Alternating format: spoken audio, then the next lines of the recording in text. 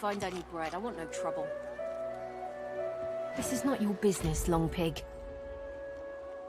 Don't let this moss muncher talk to you like that.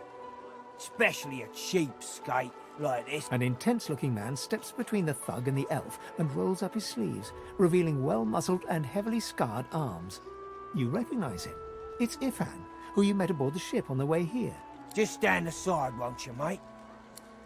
Lone wolves decide their own business. The thug freezes in fear for a moment. Pay up, elf. No one shorts griff. Especially not one of you. Burrow looks you both up and down, sizing... Ah, get out of here. The both of you. The elf smiles and bows to you in thanks. Follow me, before more of them trouble us. There is a safe place.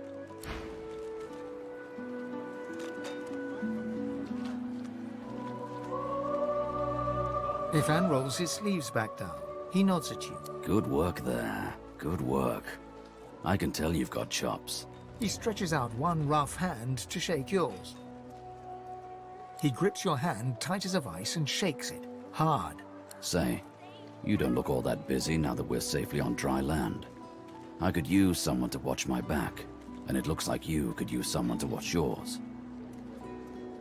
I've just got a small errand to run, and then I'll be looking to get the hell out of here while I've still got a neck to collar.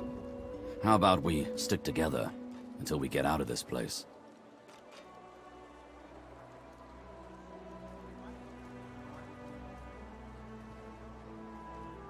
The usual way. Haphazard, terrifying, and drenched in blood. Haven't quite worked out the details yet, but I'll wager it'll be no... 2 heads are better than 1. And when push comes to shove, 4 fists are better than 2, right? He grins, sharp teeth glittering in the midday sun. So, before we hit the road, it's best if we decide battle strategies up front. Should keep more of our blood. Survival's my main priority. I'll use every trick in the book to keep us alive. But if a wayfarer's not what you're after, I've got other skills. What do you need?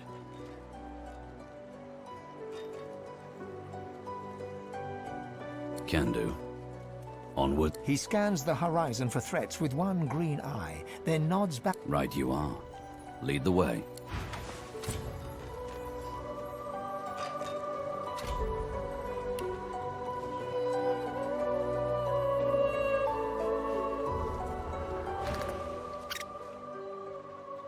The squirrel looks at you in shock.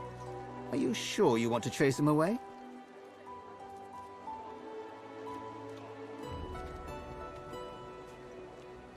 The squirrel turns his nose up at you and turns away. But his cat seems more than happy to tag along, dragging its owner with it.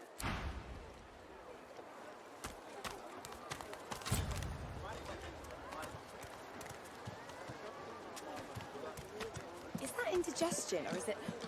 Oh, God, not now.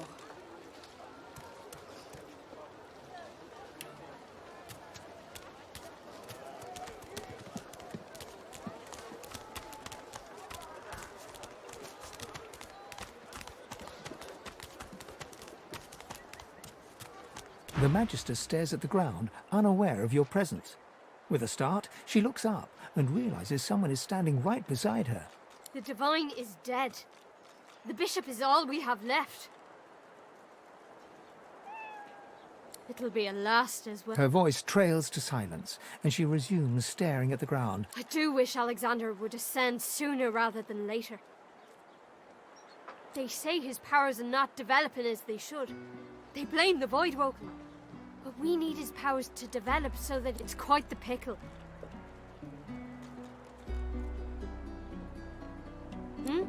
Oh, yes. Only a week or 2 before, well, you know. I wanted, but who didn't then? He was driving the Black Ring back, soon to rout them entirely.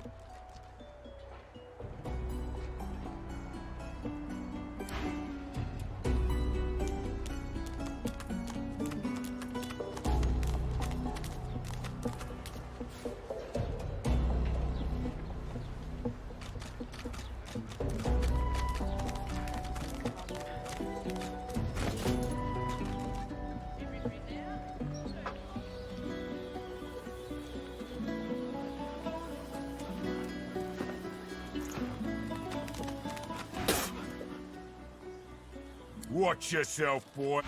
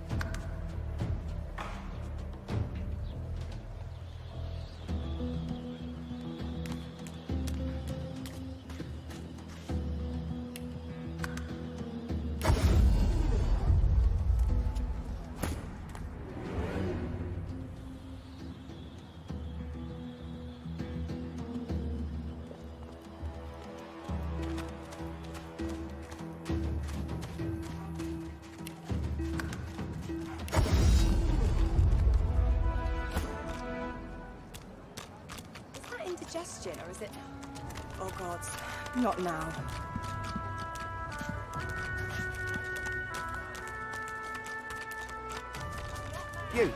You there. You've just arrived, isn't that right? Are you... It's just...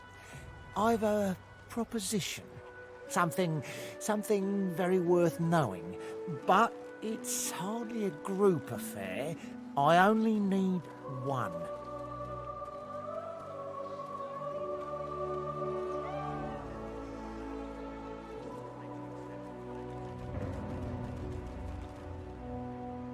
Oh, noble. But after the good luck with your friends, though.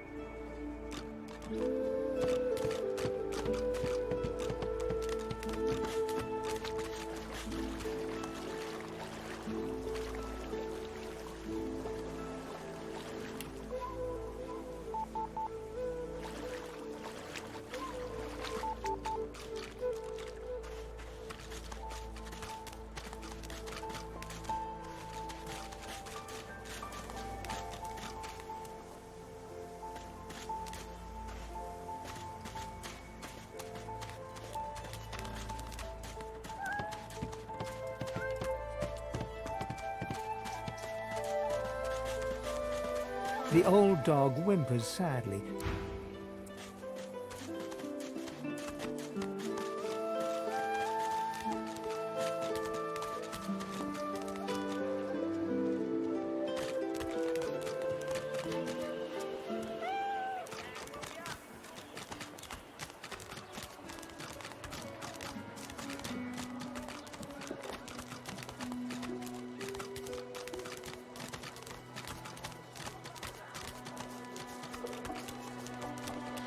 I saw what you did there, convincing Burrow not to lay the law down on that elf. Why do you want to help one of them? You watch yourself. Oddballs don't last long around. Bloody cavies. Too big for their boots, as usual. They ought to keep out of our hair if they don't want, you know, elves, dwarfs, lizards, undesirables. Yes, by all means, let us partake in the art of conversation. You're kinda getting too big for your boots, you know? Bloody cavies ought to keep out of our hair if you don't this time, mate. Hasn't changed a bit. Always late. I'm not mad. Sweetheart?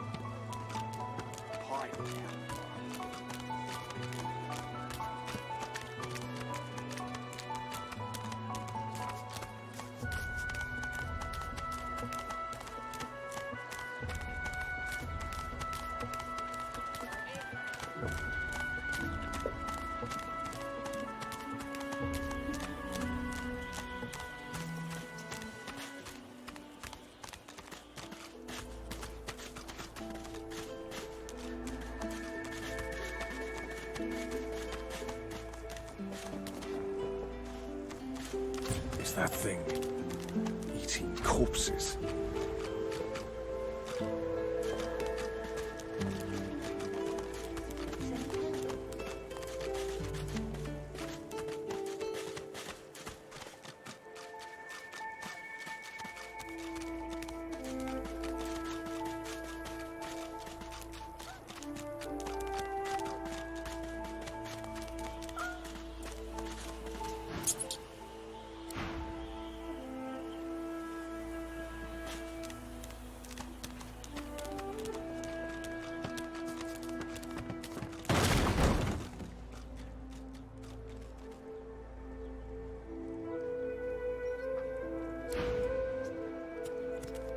I'd say we're making good progress already. Ivan smiles and salutes at you.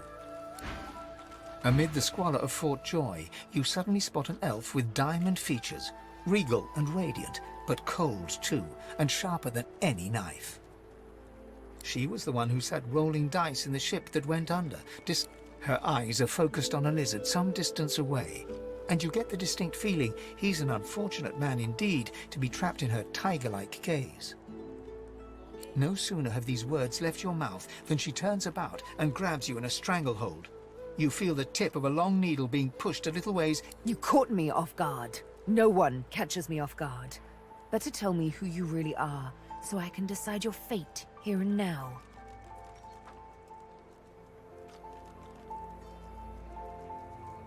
But you did, and now the tables have turned.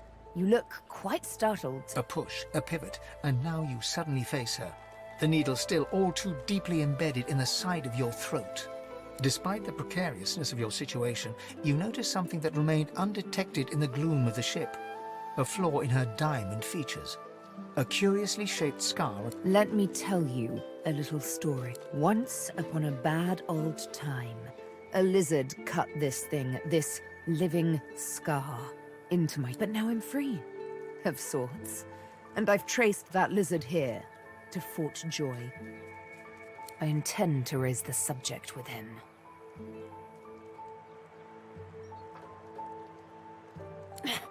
No! She drives the needle in deeper. In truth, it does not matter in the least who you really are. You saw me mark my prey. You could warn him, save him, or kill him before I... That makes you a liability. That makes you needle feed. A bright sparkle of laughter follows your proposal. Ha! How amusing. I admit I had not seen that twist coming. I was certain the pitiful begging was about to begin. Make your case and do it quickly. Why should I join you? Escape? How you do tickle me. Most of the misguided deers around here would argue such a thing is impossible. Well played. Oh, little needle mine, what should I do? You know what? Today is a rather fine day. Sunshine and an easy breeze. Yes, I'll let you live. I'll even agree to travel with you, provided we talk to that lizard. I'm not quite sure the weather will save him. With a casual flick of the wrist, she withdraws the needle from your neck and smiles. Let's discuss our respective roles then. You, me, and Death will be playing many a round of hide and seek. So, what role would you like me to play? As a rogue, my speciality is stealth. The quick silence of the dagger striking unseen. That said, I'm perfectly lethal, wielding any suits me fine. Lead on, or better yet, then follow me. You're not quite certain you'll ever sleep soundly with Sabine in any sort of proximity, but at least she's on your side, for the moment.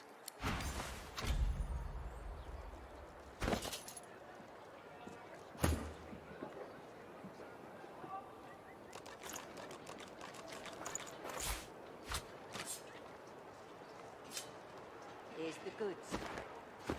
Like you wanted. Everything now? Good.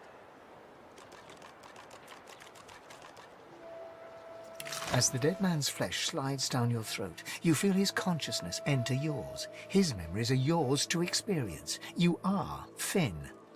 Your heart is heavy. You know too much. It's all too much. You met. A bright light blinds you, then fades. You feel a tremendous power in your hands, but they are shaking so hard you can barely use them. Suddenly you're on this very ship, crouched in a corner, hugging your knees. A figure approaches, an older woman. Her eyes are kind. She comes closer. She reaches a hand toward you. You grasp it. The memories end. You are no longer Finn.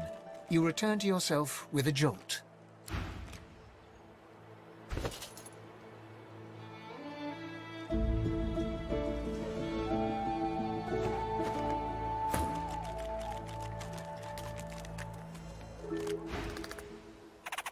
The squirrel looks at you in... So this is Fort Joy. A delivery. What a crumbling disaster. You forget The my cat's name, eyes are clouded and grey, but it appears confused. Perhaps if those bleeding dwarves didn't eat so much.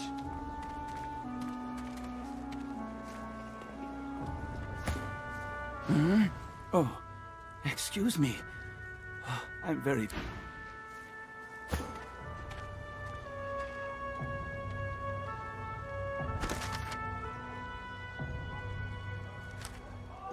Worse than war rations, these.